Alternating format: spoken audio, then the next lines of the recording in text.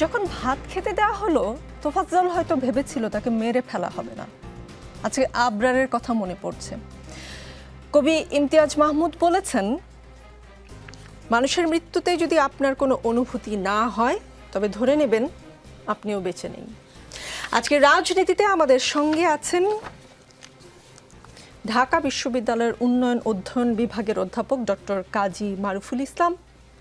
আমাদের সঙ্গে আছেন বৈষম্য বিরোধী ছাত্র আন্দোলনের কেন্দ্রীয় সমন্বয়ক আব্দুল হান্নান মাসুদ। আছেন আমার বাংলাদেশ পার্টি এবি পার্টির যুগ্ম সদস্য সচিব ব্যারিস্টার আসাদুজ্জামান ফুয়াদ, এবং সাথে আছেন বিএনপি নেতা শহীদুল ইসলাম বাবুল।